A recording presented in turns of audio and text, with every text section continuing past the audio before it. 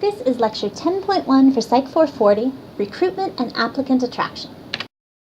In this module, we're going to focus on some of the practical nuts and bolts of selection systems in organizations and the research that we've done around how to make those processes more effective. In particular, in this lecture, we're going to talk about recruitment and how to attract good applicants to our organization. So we'll talk about some of the different kinds of strategies to evaluate whether a recruitment program is successful. We'll talk in particular about the difference between internal and external recruitment strategies. And we'll explain what a realistic job preview is and whether a realistic job preview is a good idea or a bad idea. So, recruitment is a critical first step in developing a selection system because it lays the foundation for the success or failure of the whole rest of the system. As you've been learning, selection processes can take a lot of work, they can be complex, they can be time-consuming, they can be expensive. We invest quite a bit in trying to select good employees. And then once we've hired them, we invest even more in training them, in giving them some onboarding time to get up to speed in the organization. If we select the wrong person, we've now spent a great deal of money that we just have to go and spend all over again to replace that person. So we want to do this well. We want to set up our selection process for success. However, even the best selection system in the world is not going to get us anywhere if we're not getting good applicants to take part in that selection system. If we have to hire the only person who has walked through the door in 6 months because we desperately need somebody in this job, then all that time and energy and effort for our selection system didn't matter at all. So we want to make sure that we have a good pool of people to choose from. The more we are able to be choosy and selective, the more effective our selection system will be. So organizations have a lot of incentive to understand recruitment, to figure out how to do it well. One of the challenges here is that in an effective recruitment program, you have to manage multiple goals. You want lots of applicants, but you don't want lots of unqualified applicants. Then you're just spending your time and resources screening people out. You'd be much happier spending your time and resources screening people in, having lots of really good candidates to choose from. Also in this process, you want to manage it so that you're encouraging those really good applicants not just to apply, but making them feel really good about the company, so that when you do give them that offer, they're going to take it, and they're going to take it quickly. So you're encouraging them not just to participate in the application process, but you're setting up the desire to encourage them to come and take the job and to work for you. Also, though, even among the applicants that you don't end up selecting, even the applicants that you completely reject, that you do not want working in your company under any circumstances, you also want to leave those folks with a positive impression of the organization. And the big reason for that is they have friends, they have family members, and they're going to talk about the experience that they had with your organization. In the age of social media, this is even more important.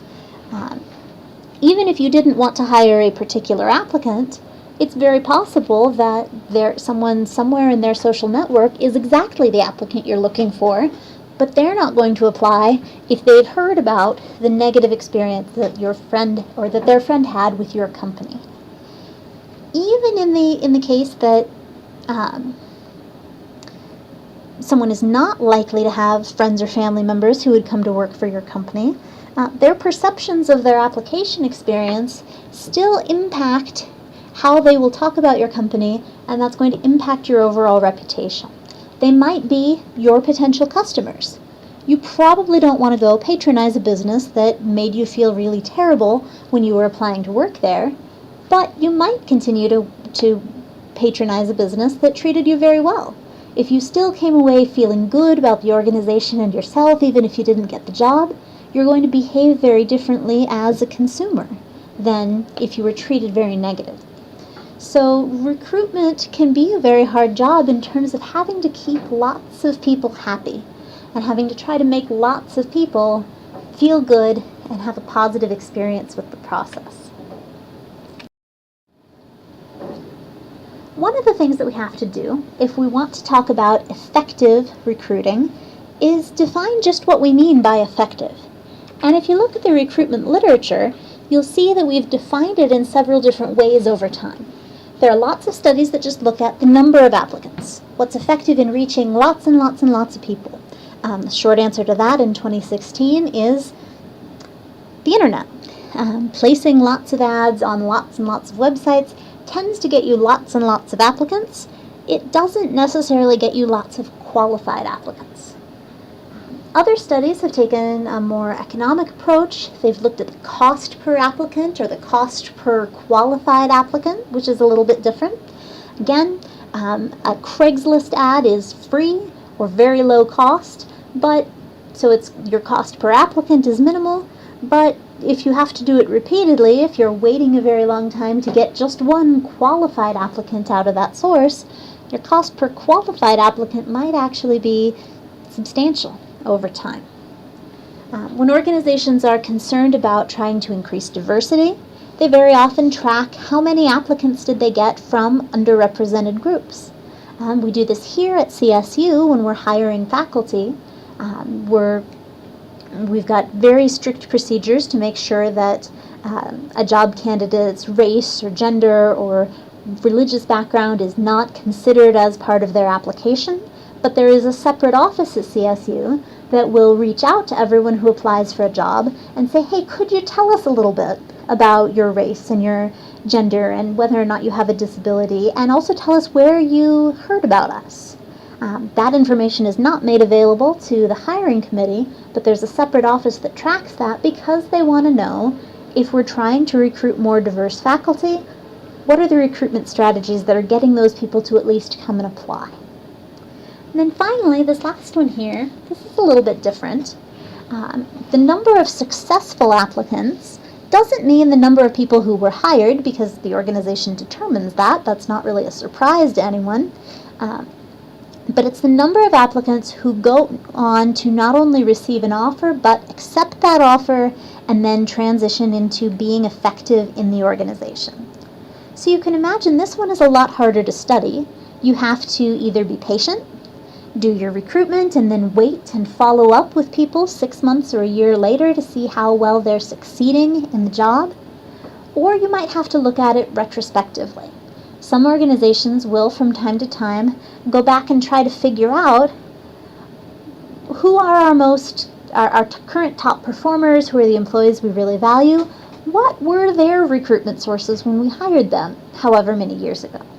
The idea here is if you've got people who are working out very well for you, you probably want to go out and find more people like that, so you might want to look in the same kinds of places. So this is probably the metric that gets most at what the companies want. Where are we finding the people who go on to be great employees? But it's a lot more time-consuming and labor-intensive to try to get that data. Now, when we talk about recruitment strategies, we can identify lots and lots of different ones, and we'll talk about some of the more specific ones a little later on in the lecture. But we can divide them very broadly into internal versus external recruitment strategies. An internal recruitment strategy means you are promoting or moving around people within your current organization. So you're not necessarily writing ads, you're not interacting with the media on this, but you're trying to find internal talent and figure out how to move people into those jobs. There very often are still internal job ads, there's an internal selection process, but there's an advantage here in that these are people you already know a lot about. You have all of their data from when they were first selected, plus you have their performance in their current job. You can easily get reference materials from their current supervisor, maybe their current coworkers. You have some experience with these folks, and they have some experience with the job.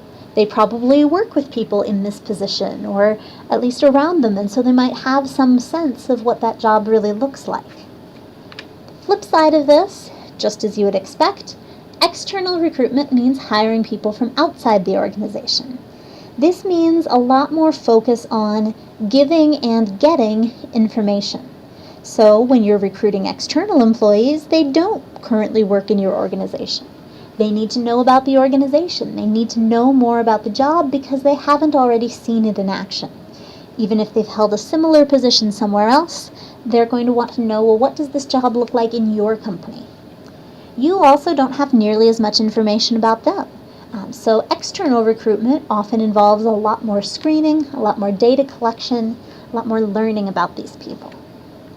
One thing that we know about internal and external recruitment, both can get you very good employees, but they have some other pros and cons as well. Internal recruitment has beneficial effects on employees' job satisfaction and their retention. When employees feel like there's opportunity for promotion, and that if they're doing a good job, they've got a good chance of being promoted into better positions, they're more satisfied, they feel more committed to the organization, and they don't leave. So if you're an organization that invests a lot in developing your employees, if you need people who have very highly specific technical skills, you want to keep those people around. Emphasizing an internal recruitment strategy can be very beneficial. The only thing is, if you're going to do a lot of internal recruitment, at least some of your hiring has to come from that internal recruitment. Because if you're forever advertising internal positions, but always hiring externally, that incentive, that benefit to morale goes away in a hurry. On the other hand, though, organizations who rely almost exclusively on internal recruitment sometimes get a little stagnant. They tend to get a lot of people who have the same ideas about things. This is where you tend to get those very strong, well, but we've always done it this way cultures because no one has any experience with any other way to do it. So it's a very common part of an organizational change intervention to suggest doing a little bit more external recruitment. External recruitment does have the benefit of bringing in people with new ideas. External recruitment is also generally more effective if you want to increase the diversity of your organization. And we're talking there about both intellectual diversity and basic demographic diversity. Now, you should have a question popping up on the right-hand side. If you are recruiting externally and you need to provide information about your organization, should you provide only positive information, or should you provide more mixed information? Take a second and answer that, and we'll go over it on the next slide.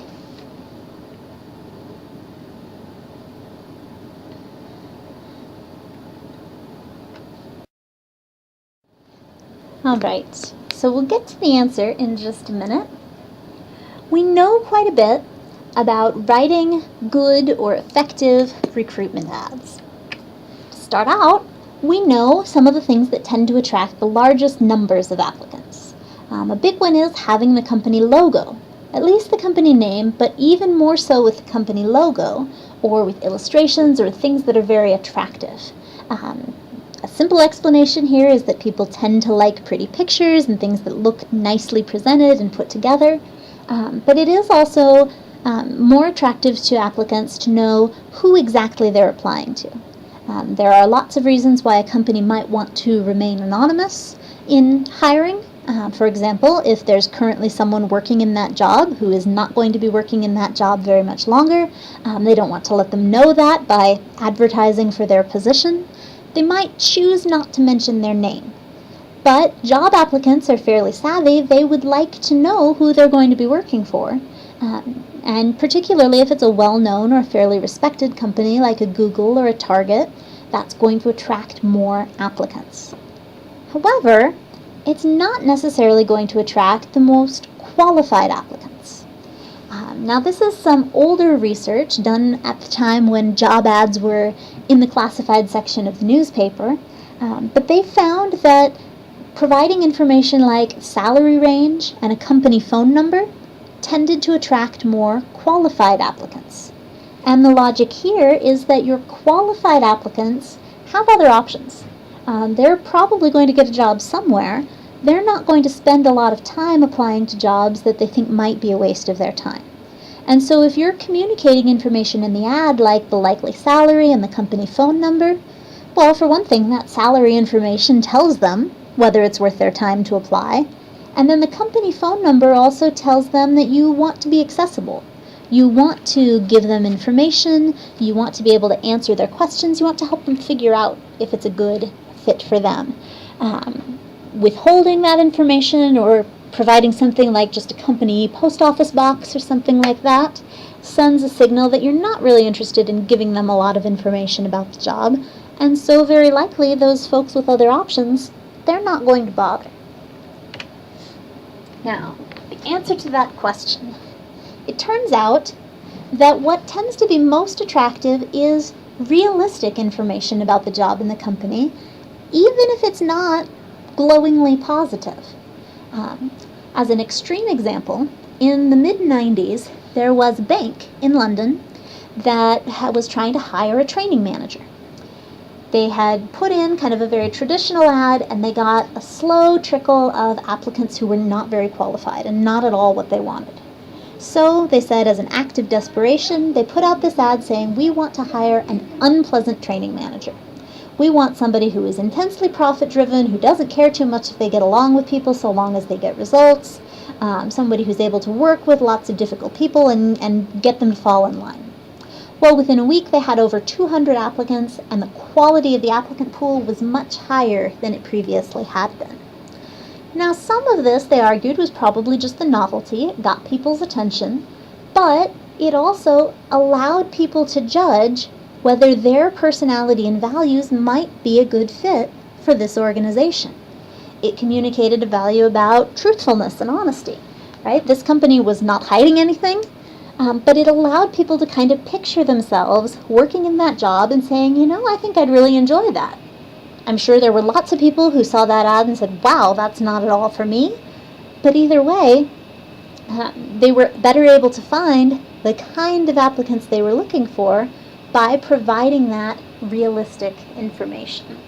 And we've seen this finding in other studies too. It's not just that one very extreme case.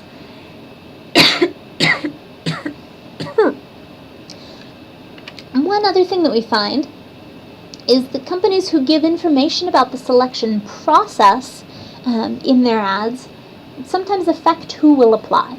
For example, in particular, members of ethnic minority groups are a little bit less likely to apply to jobs where the ad very clearly indicates that standardized cognitive ability testing will be part of the selection process.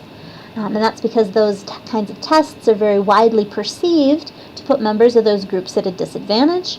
Even if the particular test that the company is using is fantastic and unbiased and fair, that perception does tend to make people a little bit more hesitant to apply. So we know some things that you should and should not put in your job ads. Job ads are not the only source of applicants. In fact, a large number of organizations, particularly private sector organizations, hire quite a bit from employee referrals. This is going to be less common in public sector jobs, such as government jobs, because then there's a lot more concern about perceptions of nepotism or favoring your friends and family. That's perceived as corruption in the public sector. In the private sector, people aren't so worried about that. In fact, many organizations will actually offer financial incentives to employees who refer other good new employees. So they might say, hey, we're trying to fill this position. If you refer a friend who applies for the job, we hire your friend and they stay here for 6 months and they're satisfactory, we'll give you both some amount of money at the end of those 6 months. The amount of money varies quite a bit depending on what kind of an employee we're talking about. These might be very trivial bonuses if you're talking about an entry-level new employee, but if you're looking for someone with very specialized skills or someone who's willing to work the night shift or something like that, that's harder to find, sometimes these incentives get to be pretty substantial. The interesting thing, though, is that offering incentives or the amount of incentives doesn't actually seem to make that big a difference in the amount or the quality of employee referrals. And the general explanation for this is that the job itself is a lot more important in whether or not you're going to refer a friend to it than whatever the incentive might be. If you like your job, if you like your company, and if you like your friend, and if you think that you really would enjoy working with them all the time, then you're going to refer them for that job and encourage them to apply regardless of any amount of money. If you think it's going to be good for them, if you think it's going to be good for you and the company, you want to do it anyway. If you don't like your job, you probably wouldn't wish it on your worst enemy, let alone encourage a good friend to come and apply. And if you don't like the person that you would otherwise refer, you don't want to work with them. So no monetary incentive for many people is really enough to justify either ruining a friendship or damaging a friend by introducing them to a job that you don't like or that's not a good fit for them. We do find that the quality of the employee makes a difference in the referral. We tend to have friends who are similar to us. So employees who are bright and conscientious and really interested in an industry often have other friends who are bright and conscientious and interested in that industry. Pardon me. Employees who aren't so effective may not have such a good understanding of what the job is, just as in job analysis information, where poorer performing employees sometimes have a very different understanding of the job requirements. So for your next question, think about which type of recruiting source do you think produces better job applicants? Would it be external recruitment sources like ads? Would it be internal sources like employee referrals?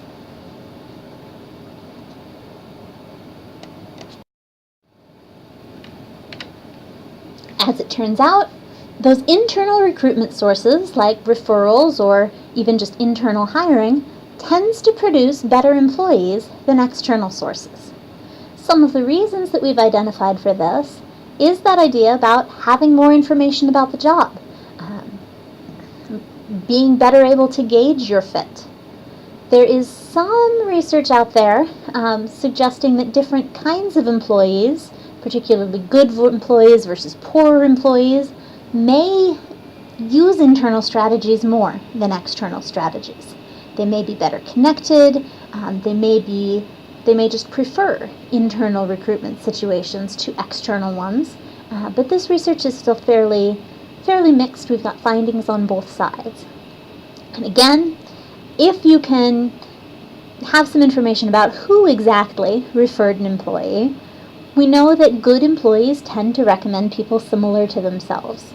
So if you can properly incentivize your best employees to go out and refer their friends and acquaintances, you're likely to get more people who are like your good employees, and it's likely to work out better. Much of this comes back again to that idea of a realistic job preview. Some organizations do this sort of casually throughout the application process. Other organizations do this very formally. They might create a video, they might have a particular section of the application process that's devoted to a realistic job preview. A realistic job preview is just being honest with applicants about what to expect, the good and the bad. In this organization, these are the things we really like about our culture, the things that we really value, but you need to know that if you work here, you're going to be working outside at least 35 or 40 hours a week in all kinds of weather conditions. You will have to be largely independent. You won't have a supervisor close on call. These are the pros and cons. This is what it's really like to work here. The theory behind this is that if you're honest with applicants up front, if they know what they're getting into, well, then they have the opportunity to select out early on in the process. They have the opportunity to say, yeah, no, I'm not going to like that. That's not going to be the job for me. And then they don't even accept the offer and you haven't then spent a lot of time training them and investing in them before they decide that they don't like it. So theoretically, applicants who've had this realistic job preview should be less likely to quit once they get to the job. A not too old meta-analysis suggests that this is in fact the case, that realistic job previews do reduce turnover, but the effect overall is small compared to a lot of other things that predict turnover. So realistic job previews do make a difference. It's not a huge difference, but it's a contribution to the puzzle.